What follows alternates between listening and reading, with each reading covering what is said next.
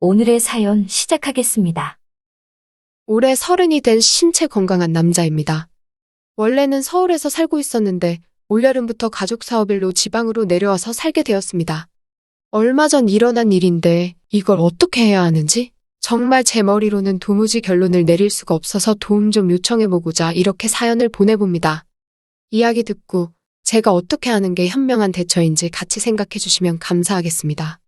사건의 발단은 제가 지방으로 내려오면서부터입니다. 이야기는 올여름 지방으로 내려오게 된 이야기부터 시작해야겠네요. 원래는 회사를 다니고 있었는데 회사 사정이 어려워지면서 월급도 밀리고 몸도 지치는데 돈도 못 받다 보니 그냥 그만둬버리는 게 좋겠다고 생각해서 잘 다니고 있던 직장을 제 발로 나오게 되었습니다. 그래도 제가 다니던 회사가 사정이 어려워지기 전에는 월급이 꽤나 높은 편이었어요. 형편 어려워지면서 돈을 못 줘서 그렇지 근무 여건도 좋고 이래저래 장점이 많은 회사였습니다. 그런데 막상 회사를 그만두고 나와서 새로운 직장을 찾으려다 보니 먼저 다니던 회사보다 안 좋은 조건의 회사는 들어가기가 꺼려지더라고요. 월급이 비슷하면 근무 여건이 안 좋아 보이고 근무 여건이 좋아 보이면 돈이 안 되고 제가 이것저것 재가면서 직장을 고를 처지는 아니었지만 아무래도 같은 시간을 일한다면 조금이라도 편하거나 조금이라도 돈이 되거나 둘 중에 하나는 충족을 해야 한다고 생각했습니다. 그래서 좋은 회사 고른다고 허송세월을 보내고 보니 어느덧 1년이 가까운 시간 동안 백수 생활을 이어가게 되었지요. 그러다가 어머니께서 정신 못 차리고 방구석에 있을 거면 니네 막내 삼촌한테 전화나 한번 해보라고 하더라고요. 이야기인즉슨 막내 삼촌이 지방에서 사업을 시작했는데 내 일처럼 같이 열심히 일할 만한 사람이 없다고 그러면서 제가 놀고 있다는 소식을 듣고는 혹시 제가 관심이 있는지 없는지 어머니한테 물어봤답니다. 막내 삼촌이라고 해봐야 저랑 10살 차이밖에 나지 않습니다. 늦둥이인 막내 삼촌은 첫째인 저희 어머니랑은 나이 차이가 까마득하지요. 거기에 할머니 할아버지가 힘들 때마다 저희 어머니한테 맡겨놓은 적도 많았기 때문에 어려서부터 저랑 삼촌은 거의 형제처럼 잘 지내던 사이였습니다. 제가 군대 가기 전에도 제 손 붙잡고 저를 진짜 남자로 만들어줄 정도로 솔직히 서로 가리는 거 없는 삼촌이었고 삼촌이 결혼하기 전에는 저희 집 근처에서 살고 있어서 틈만 나면 같이 술도 마시고 하던 사람이었습니다. 결혼하면서 외숙모네 본가가 가까운 지방으로 이사를 가게 되었고 저도 그때쯤부터 회사 다니면서 바쁘게 사느라고 연락도 자주 못하고 있었고요. 저도 찬밥 더운 밥 가릴 상황도 아니었고 이참에 차라리 사업을 배워보는 것도 나쁘지 않겠다는 생각이 들었습니다. 월급쟁이 생활보다 내 일을 하는 게 낫지 않겠나 하는 마음이 있었거든요. 조그만 여행 가방에 옷가지 몇 개랑 신발 한 켤레만 가지고 무작정 버스터미널로 향했습니다. 도착하니 버스터미널의 외삼촌 내외가 저를 마중 나와 있었습니다. 오랜만에 본 외삼촌은 여전했고 외숙모도 좋아 보였습니다. 외숙모는 결혼식 때 한 번 보고 그 이후로는 거의 못 만났거든요. 외가 친척들은 명절 때도 거의 모이지 않는 데다가 모인다고 해도 큰삼촌네 집으로 보통 모이는데 저는 솔직히 멀리까지 가기 귀찮아서 바쁘다는 핑계로 가족 모임에 거의 참석을 안 했었거든요. 결혼식 때는 세상에 이렇게 예쁜 여자가 저런 멍텅구리 삼촌이랑 결혼한다니 싶었는데 막상 오랜만에 보니까 기억했던 것보다 많이 수수한 편이었습니다. 여자가 결혼하고 나면 멋부리는 게 덜해진다더니 솔직히 외숙모가 저한테 잘 보일 필요도 없고 화장할 일이 뭐가 있었겠어요? 화장했을 때랑 안 했을 때 차이가 크구나 싶었는데 수수하게 하고 나왔다고 해도 여전히 살은 찌지 않고 건강해 보이는 게 나름 결혼을 했다고 해도 틈틈이 관리를 하고 있구나 하는 생각은 들었습니다. 짐도 조촐해서 곧장 근처 식당에서 식사를 하고 나왔습니다. 밥 먹고 나오니 밖이 어둑어둑해져 있어서 원래는 조금 일찍 도착해서 부동산 돌아다니면서 지낼 만한 곳을 찾아보려고 했었는데 어쩔 수 없어서 근처에 숙박업소나 한번 찾아봐야겠다고 내일 보자고 하고 자리를 뜨려고 했습니다. 그런데 삼촌이 듣던 중 그게 무슨 서운한 소리냐며 일 도와준다고 온 건데 당연히 숙식은 제공해줘야지 하면서 저를 집으로 데려가더군요. 아무리 깨쏟아지는 신혼시기는 넘긴 상황이라지만 그래도 애도 없는 부부 집에 가서 얹혀 살 생각은 추호도 없었습니다. 하루만 신세지는 셈 치고 삼촌 집에 따라가서 핸드폰 앱을 사용해서 근처에 있는 혼자 살 만한 자취방을 찾아봤습니다. 그런데 지방이라고 너무 쉽게 생각한 건지 교통 좋고 괜찮은 위치에 있는 집은 죄다 한가격 하더라고요. 저도 돈을 벌려고 온 건데 생활비로 그만큼이나 나가게 된다면 솔직히 부담스러운 상황인지라 생각을 바꾸게 되고 삼촌한테 방 하나만 비워주면 사고 안 치고 조용히 살겠다 말했습니다. 물론 물어보면서 외숙모의 안색도 살폈습니다. 말씀드렸다시피 제가 외삼촌하고 10살 차이밖에 나지 않잖아요? 그런데 외숙모는 또 삼촌보다 7살이나 어린 여자였습니다. 그러니 저랑은 3살 차이밖에 나지 않거든요. 차라리 완전 나이 차이가 많이 나는 외숙모였다면 그런 눈치를 안 받겠는데 3살 차이다 보니 부담스러울 수밖에 없었지요. 거기에 아무리 제가 조카라지만 그래도 여자들이 치를 떤다는 시가족이고 괜히 제가 부부 사이 망칠 일이 있나 싶어서 외숙모 눈치를 볼 수밖에 없었습니다. 제가 외숙모의 심기를 탐색하고 있다는 걸 눈치챘는지 외숙모가 저한테 벌써 삼촌이랑 이야기가 다 끝난 일이라고 하면서 불편해하지 말고 우리 같이 잘해보자고 웃으며 말하더군요. 오히려 화장기 없이 수수한 얼굴로 미소 지으며 말하니 괜히 두근거렸습니다.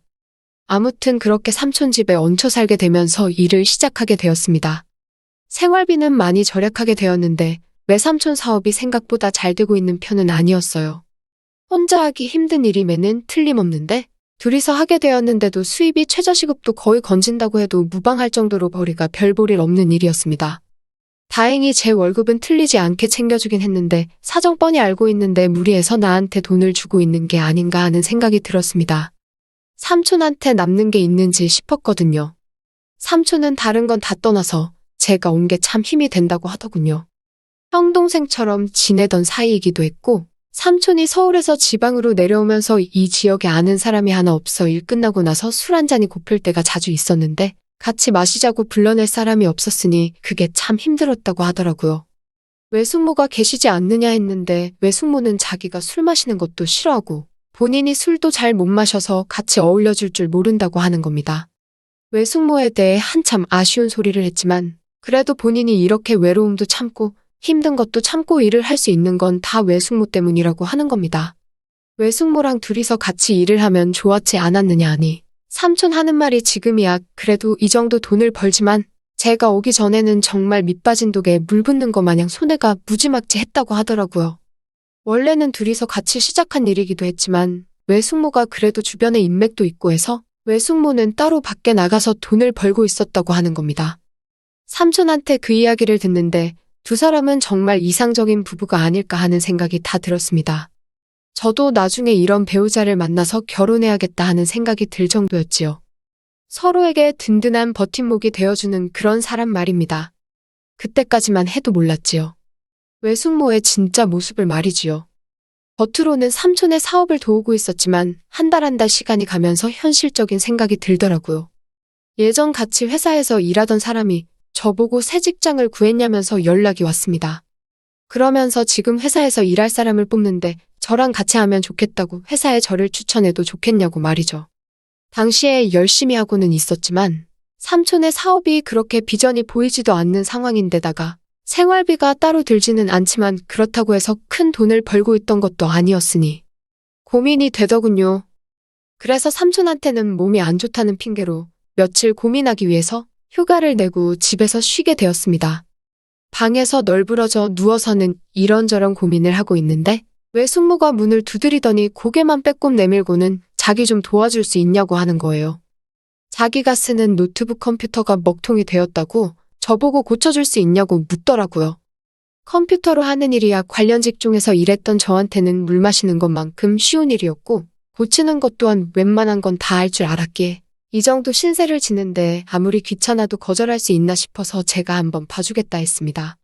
별거는 아니었고 컴퓨터에 용량이 가득 차서 버벅이는 거겠다 싶더라고요. 윈도우도 다시 설치해주고 그러는 김에 외숙모 컴퓨터에 있는 데이터를 백업을 해주기 위해서 제 외장하드에 옮겨 담았습니다. 한 3시간 정도 외숙모 컴퓨터를 붙잡고 씨름하다가 얼추 다 된 것 같아서 외숙모한테 다 되었다고 컴퓨터를 돌려줬는데 고맙다고 하면서 씩 웃는데 그때부터는 왠지 모르게 화장기 하나 없는 외숙모가 저렇게 예뻤나 하는 생각이 들고 괜히 마음이 떨리고 두근거리기 시작했지요. 그 후에는 일단 저한테 일자리를 제시한 회사가 얼마나 유망한 회사인가 검색이라도 해보려고 저도 제 컴퓨터를 켰습니다. 자리에 앉아서 인터넷 검색을 이리저리 하고 있는데 갑자기 제 눈에 외숙모 컴퓨터를 백업해놓은 외장하드가 제 눈에 들어오더군요. 그놈의 호기심이 문제였습니다. 사실은 외숙모가 그동안 화장하고 다니는 모습을 한 번도 보지 못했어가지고 화장했을 때랑 안 했을 때랑 얼마나 차이가 있었나. 사진이라도 한 장 있지 않겠나 싶어서 외장하드를 열어보았지요. 정말 그 생각 말고는 다른 생각은 추호도 없었습니다. 손쉽게 사진이 담긴 폴더를 찾게 되었습니다. 꽤나 오랫동안 간직한 폴더인지 삼촌하고 연애하기 전 사진도 잔뜩 있더라고요. 첫 번째 스마트폰부터 해서 계속해서 사진을 한 장도 지우지 않고 모아왔나 싶었습니다. 거의 10년치 사진을 하나하나 넘기면서 보는데 그때쯤부터는 저랑 3살 차이밖에 나지 않는 외숙모의 인생을 10년치를 보게 되었으니 괜히 외숙모랑 연애를 한 게 삼촌이 아니라 나였나 싶은 생각이 들더라고요. 안타까운 건 결혼하고 나서부터는 외숙모도 힘든 삶 때문에 꾸미고 다니는 걸 포기했는지 어디 나가서 찍은 사진이 거의 없더라고요. 집에서 음식한 사진이나 별 쓸데없는 사진 말고는 거의 없더라고요. 이제 재밌는 부분은 다 봤구나 생각하면서 마우스 휠을 굴리고 있었는데 갑자기 떡하니 외숙모가 화장을 하고 찍은 사진이 딱 하고 나오는 겁니다. 뒷배경을 보니 집인 것은 분명한데 난데없이 화장을 하고 찍은 사진이 올라오니 놀라웠습니다. 뭐 삼촌하고 기념일이라서 찍었겠거니 싶었는데 그 뒤로부터 펼쳐진 사진들은 정말 제 상상을 초월하는 사진들이었습니다. 외숙모의 곁에는 삼촌이 아닌 다른 사람들이 있었거든요. 다른 사람들이라는 말은 여러 명이란 뜻입니다. 사진 속에 외숙모와 같이 있는 사람이 한 명이었다면 그냥 친구라도 만났나 보다 하겠는데 최근 찍은 사진으로 갈수록 나이대가 천차만별인 사람들이 사진 속에서 계속해서 순서를 바꿔가며 등장하더군요. 외숙모는 삼촌을 두고 바람을 피고 있었던 것 같더라고요. 그때부터는 지인으로부터 온 취직 자료고 삼촌 사업이고 뭐고 머릿속에 외숙모 말고는 아무런 생각도 들지 않았습니다. 한두 명도 아니고 동시에 몇 다리를 걸치고 있는지도 모르는 외숙모와 그런 외숙모를 행복하게 해주겠다며 밤낮으로 일터에 나가 밑빠진 독에 물을 붓고 있는 제 형이나 다름없는 삼촌. 삼촌을 생각하면 이 일을 말해야 할 텐데 또 삼촌을 생각하면 이 일을 숨겨야 하는 건가. 동시에 두 가지 생각이 머릿속을 오며가며 했습니다. 한동안은 이 사실에 대해서 함구하고 있었습니다. 제가 말을 꺼낸다고 뾰족한 해결책이 없다는 생각에 말이죠. 그러다 삼촌이 오랜만에 돈을 좀 벌었다면서 셋이서 같이 파티를 하자고 족발이랑 간단한 안주에서 집에서 술상을 거하게 차려놓고 다 같이 술을 마시게 되었습니다. 삼촌은 오랜만에 마시는 술이라서 그런지 술잔이 비는 게 무섭게 술을 연거푸 털어넣더라고요. 얼마나 일이 힘들면 저러나 싶어서 안쓰러웠습니다. 외숙모는 술을 안 마시니 그걸 구경만 하고 있었고 저는 괜히 술을 많이 먹었다가 술김에 외숙모랑 한판 하게 될 것 같아서 최대한 술을 꺾어가며 조절을 하고 있었습니다. 삼촌은 얼마 안 있어서 술에 잔뜩 취해서는 미안하다 말하고 먼저 방에 자러 들어갔어요. 외숙모랑 둘이 남아서 술상을 뒷정리를 하고 있는데 외숙모가 저한테 웃으면서 고맙다고 하더라고요. 또 그 화장기 하나 없는 수수한 미소로 저한테 고맙다고 하는데 참 가증스럽더라고요. 그 순수하고 아무것도 모른다는 듯한 맨얼굴 위를 화장으로 덮어서는 밖으로는 우리 삼촌을 배신하고 다른 사람을 만나고 있다는 사실을 제가 다 알고 있었는데 말입니다. 거기에 더해서 외숙모가 자기도 저한테 많이 의지하고 있으니 앞으로도 쭉 같이 지냈으면 좋겠다는 소리를 하는 겁니다. 몇 잔 마시지도 않은 술 기운에 괜히 욱해버려서 외숙모 앞에서 모든 사실을 폭로해버렸습니다. 외숙모 컴퓨터에 저장되어 있는 사진들 다 봐서 알고 있다고 가증스러우니까 개소리 하지 말라고 조금 세게 말을 했어요. 외숙모는 제 말에 급히 안색이 안 좋아지더니 고개를 숙이고 저를 쳐다보지도 못하더라고요. 저도 원래 이렇게 말할 생각은 없었는데 일을 터뜨려버렸으니 이 이후에는 어떻게 하는 게 좋은가 싶더라고요. 저도 말을 잇지 못하고 있는 와중에 외숙모는 자기 항변을 하기 시작하는 겁니다. 왜 삼촌 사업이 안 되는 와중에 모아놓은 돈까지 다 까먹고 있어서 자기가 돈을 벌어왔던 거 알고 있냐고. 사실 그게 자기가 일을 해서 벌고 있는 돈이 아니라고 하는 겁니다. 하지만 이게 다 삼촌의 사업 자금을 위해서 필요한 일이었다고. 삼촌은 자기가 무슨 일을 해서 돈을 벌어오는진 모르지만 사업이 자리를 잡으면 자기도 더 이상 그런 식으로 돈을 벌어올 생각이 없다고 하더라고요. 사람을 만나주고 돈을 받는다고 아무리 그 의도가 삼촌을 위해서 한 좋은 일이라고 해도 그 일은 용서받을 수 없는 일이지 않냐. 그건 믿음에 대한 배신이 아니냐 했지요.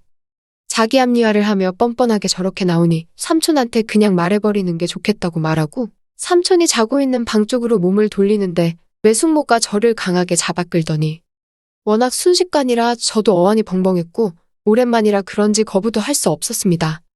삼촌은 술이 거하게 취해서 그런가? 벽 하나를 두고 무슨 일이 벌어졌는지는 꿈에도 상상을 못했을 거고, 실제로 목격했다 하더라도 술김에 잘못 받거니 해서 넘겼을 거라는 생각이 들 정도였습니다. 일이 다 끝나고 외숙모는 이제 저도 공범이나 마찬가지라고 가끔씩 삼촌이랑 교대로 쉬는 날에는 이렇게 지내는 게 어떻겠냐고 제안을 해오더군요. 제가 조금만 더 제정신이었다면 정신 못 차리는 외숙모에게 한마디 더 했었을 테지만 솔직히 전에 경험해 본 적이 없었다고 할 정도로 환상적인 시간이었기에 저는 아무 말도 할 수 없었습니다. 저와는 형제나 다름없던 외삼촌에게 돌이킬 수 없는 잘못을 저지른 것 같습니다. 이러면 안 된다는 거 저도 잘 알고 있지만 매주 외삼촌과 교대로 쉬기로 한 날만 기다려집니다. 얼마 전에는 저에게 취직 제안을 했던 지인에게 전화해서 한동안 지방에 머물 생각이니 다른 사람을 찾아보라는 답장까지 해버렸습니다. 이미 엎질러 놓은 물을 돌려담아 놓을 수는 없겠지요. 돌이킬 수 없는 걸 인정하지만 이젠 모든 사실을 고백해버린다면 저는 외삼촌의 인생을 제 손으로 박살내버리는 게 아닌가 하는 죄책감 속에 살고 있습니다. 매일매일 고민의 연속이라 잠에도 들 수 없습니다. 어떻게 하는 게 가장 현명한 방법일지 누군가 저에게 정답을 알려줬으면 좋겠네요. 또 찾아주셔서 감사합니다. 매일 새롭고 흥미로운 사연으로 찾아뵙겠습니다. 구독과 좋아요 잊지 마시고 다음 사연으로 다시 찾아뵙겠습니다. 감사합니다.